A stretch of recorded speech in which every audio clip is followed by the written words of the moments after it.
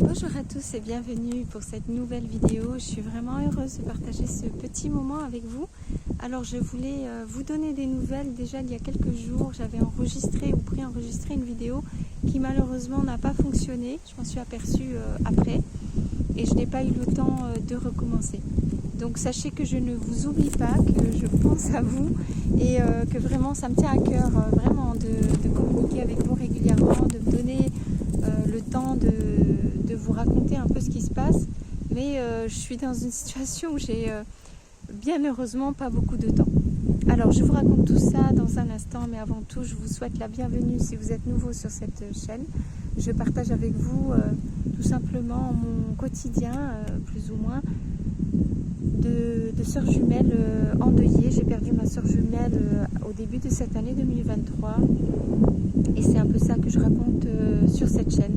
Je partage avec vous en fait ma façon de survivre, les choses que je fais pour essayer de contourner la douleur et la séparation. Alors je vous invite vraiment à vous abonner à cette chaîne si vous avez envie de rejoindre notre petite communauté, mettre un pouce sur cette vidéo et puis surtout plonger dans toutes les vidéos que j'ai déjà postées. Vous verrez un petit peu comment est-ce que les choses évoluent mois après mois et selon les endroits où je suis, parce que je pratique un deuil nomade. Voilà. Alors encore une fois, bienvenue à vous, les anciens, les nouveaux. Je suis toujours au centre de bouddhisme tibétain. C'est vraiment un bonheur pour moi d'être là. C'est un endroit magnifique. J'ai pu faire une retraite de 5 jours absolument géniale. On était un gros groupe, pas loin d'une trentaine de personnes. Ça a été vraiment très intense. Les émotions au cours de la journée n'ont pas arrêté de monter, descendre, monter, descendre. J'ai évité les grosses crises. Je pensais vraiment que j'entrerais dans une grosse crise émotionnelle parce que c'était quand même un sujet de transfert de conscience au moment de la mort. C'est un sujet très très particulier dans le bouddhisme tibétain. Et bien sûr, je n'ai pas cessé de penser à ma sœur jumelle, mais aussi à mon père. Et puis ensuite, j'ai vraiment eu mes oncles, parce que j'ai eu quand même 3 oncles qui sont morts aussi en même temps, pratiquement. Puis carrément, je suis remontée plus loin à ma grand-mère, mon grand-père, etc. Donc il y a vraiment... ça a été très puissant, mais sans être désagréable. Voilà. J'ai fait aussi énormément de rencontres avec des gens très très sympas, très intéressants. J'ai vraiment des belles surprises, des moments d'échange. Et ce qui est vraiment agréable, c'est que on est dans des moments où on écoute l'autre, on a l'impression vraiment de l'aider. Voilà, simplement la personne arrive, parfois c'est pour la première fois, elle dépose en fait ses doutes, ses questionnements, ces choses comme ça. Et puis des fois c'est le contraire, c'est nous-mêmes. Donc là moi, je parle à d'autres personnes et puis ces personnes-là m'apportent un regard, de la compassion, de la gentillesse, de l'écoute, enfin bref. Donc ces retraites sont toujours vraiment très très sympas pour ça. Et encore une fois, parce que ça se passe aussi dans des endroits où c'est vraiment la pleine nature, c'est la campagne. Et voilà, il y a une énergie vibratoire très sympa. Donc là, vous voyez, je suis en train de filmer avec le ciel derrière moi. C'est que j'ai du mal à positionner ma vidéo, enfin ma caméra, parce que je suis à l'extérieur. Voilà, mais pourquoi pas, comme ça je vous laisse divaguer un peu voilà, dans le ciel. Autour de moi, il n'y a que des champs et des arbres, donc il n'y a pas non plus quelque chose d'extraordinaire à regarder. Voilà, donc ça c'était pour vous expliquer pourquoi est-ce que je n'ai pas eu le temps depuis 2 semaines que je suis arrivée au centre bouddhiste. Pourquoi je n'ai pas eu le temps, c'est que j'ai eu des journées vraiment bien pleines entre la retraite en elle-même et puis le karma yoga qu'on fait à côté.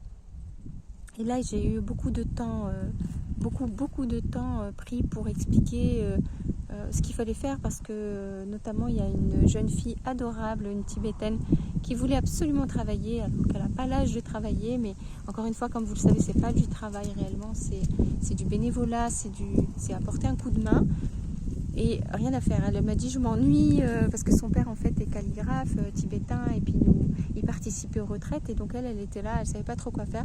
Donc j'ai accepté de la guider, de lui dire ce qu'il fallait faire, etc. Mais je faisais très attention à ce qu'elle soit pas surchargée de travail, parce que petit à petit je me suis aperçue que d'autres personnes lui demandaient d'autres choses, donc je lui disais vraiment n'hésite pas à me dire stop, comme ça tu t'occupes plus de ça. Mais bon, elle a tenu bon quasiment tout le temps, mais c'est vrai que ça m'a demandé beaucoup de répétitions. Elle avait besoin, c'est normal, d'avoir un tuteur, et voilà. Et l'autre personne qui travaille avec elle, c'est pareil. Alors par contre là pour le coup c'était une adulte, mais qui avait besoin d'être tout le temps validée, tout le temps de réexpliquer, voilà. Donc bon, moi ça ne me dérange pas en soi, j'ai vraiment souvent beaucoup de patience pour aider les autres, mais j'avais aussi mes propres charges de travail à faire un petit peu, et donc la journée, ben voilà.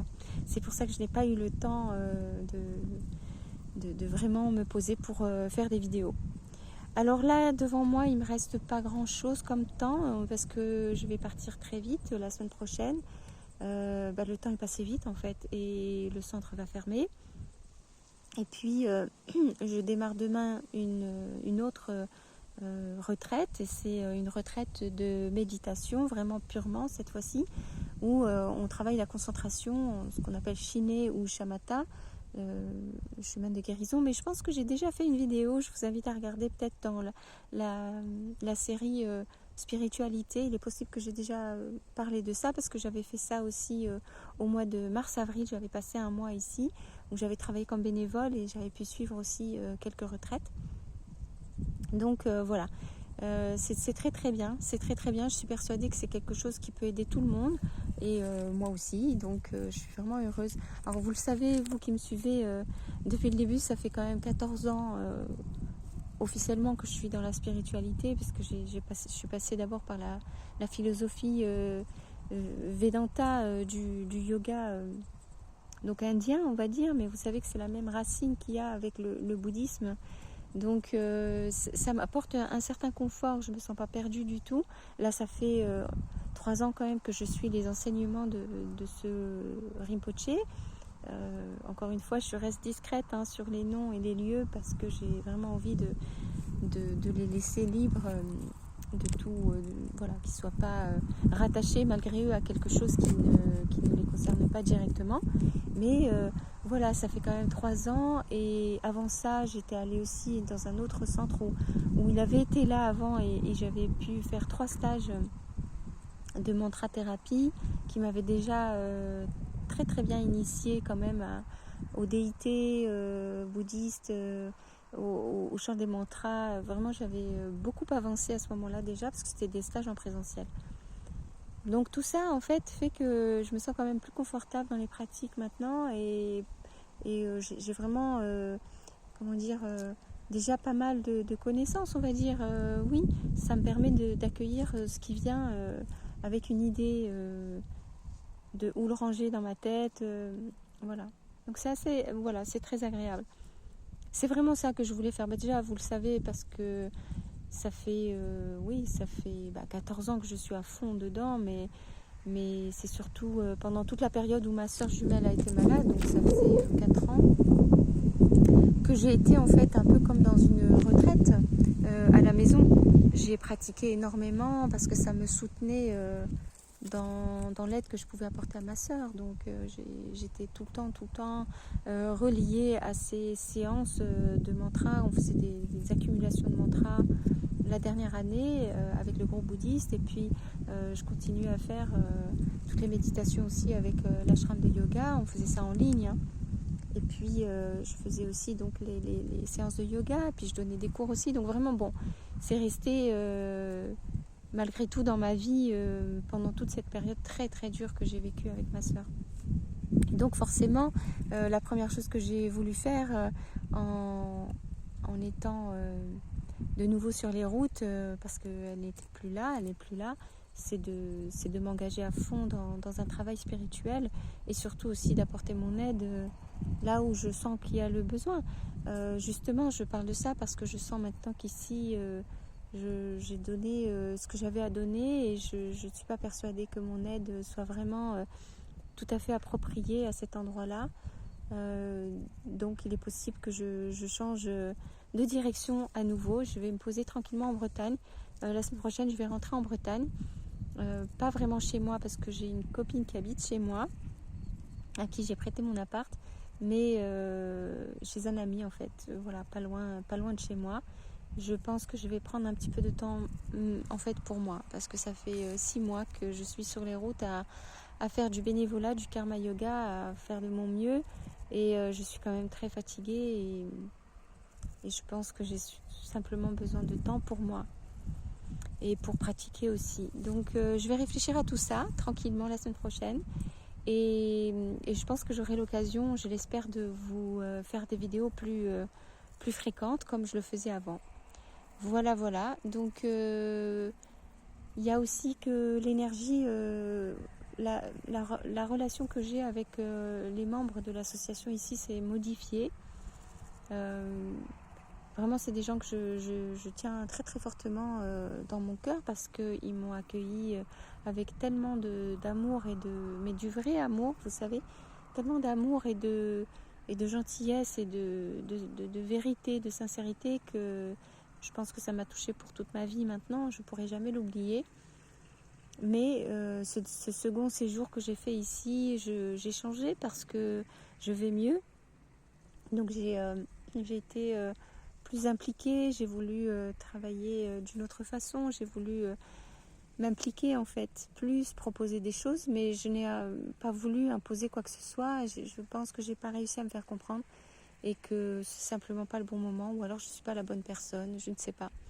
Mais il en est sorti quelque chose de finalement pas confortable, je pense, pour les deux côtés, et pour cette raison-là, je vais peut-être changer, comme je vous disais, de direction. Tout simplement, et laisser les gens libres aussi de vivre ce qu'ils ont à vivre, et de ne pas venir déranger comme ça. Voilà, donc voilà, je me réjouis de recommencer une retraite demain. Je pense que c'est essentiel sur mon chemin. Je ne sais pas comment vous dire, mais quand des fois on a des certitudes, qu'il y a des rendez-vous à ne pas manquer. Et c'est vrai que la coprésidente m'a demandé si je pouvais finalement changer de programme, parce que on s'était engagé à ce que je vienne pour une certaine durée et que je puisse participer à cette retraite-là. Et puis là, elle m'avait demandé de sortir de la retraite et de pouvoir venir aider plus, vraiment plus en cuisine, et sûrement en tout ce qu'il y a à faire. Et puis j'ai dit non, parce que, comme je vous dis, je sens que c'est un rendez-vous pour moi. C'est un rendez-vous que je ne dois pas rater.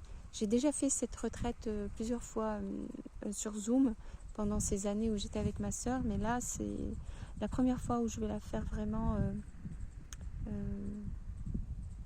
j'allais dire en toute conscience, parce que la dernière fois, il me semble que je l'ai faite, j'ai un doute.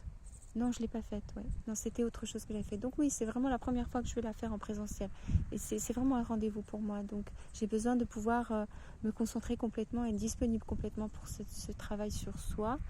Et donc j'ai refusé tout simplement sa proposition de sortir en alternance de cette retraite pour pouvoir aider plus. Et ça n'a pas été accueilli avec plaisir. Et c'est ça qui me fait me dire que je suis fatiguée de m'ajuster, et je l'ai fait énormément durant ces 6 mois. Je l'ai fait énormément. Je crois que je suis arrivée à bout de ce système où je prends sur moi. Donc voilà, j'ai hésité à partir pour cette raison, pour pas les obliger non plus à accepter quelque chose en fait qu'elle avait déjà accepté. C'est juste qu'elle a changé d'engagement pour des bonnes raisons. Mais bon, je vais pas en dire plus, parce que j'ai pas envie de retourner dans un système où je vais dire des choses négatives parce que je suis déçue. Mais encore une fois, c'est parce que je suis touchée au cœur, et que ces personnes-là m'ont vraiment touchée beaucoup, et que je souhaite simplement qu'il y ait d'autres personnes qui viennent, et qu'il y ait d'autres énergies qui rentrent en adéquation, et que le meilleur continue à se manifester ici. Voilà. Bon, écoutez, encore une fois, si vous ne connaissez pas ces retraites, n'hésitez pas à tenter le coup. Tous les débutants, les gens de ci ou de là sont les bienvenus, ici ou ailleurs. C'est évidemment libre de suivre son instinct et ses inspirations. En attendant, je vous souhaite de prendre soin de vous. Je vais essayer de prendre soin de moi, et je voilà, j'enregistre très vite une prochaine vidéo. Je mets quand même une petite parenthèse supplémentaire parce que c'est un vrai bonheur pour moi de partager la vie de cette petite communauté tibétaine. Il y a plusieurs Tibétains qui sont là. C'est en fait une famille, des amis très proches, c'est pratiquement qu'une famille. Et ils sont hyper gentils. Il y a les 2 cuisinières aussi qui sont tibétaines.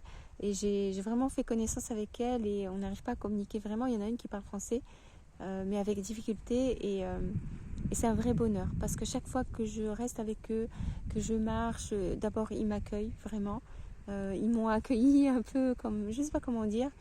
Et puis, et j'apprends, ça me dépayse complètement. J'ai l'impression d'être au Tibet quand je suis avec eux. Et ça, c'est un vrai bonheur supplémentaire. Voilà. Bon, cette fois-ci, je vous dis au revoir et à très vite.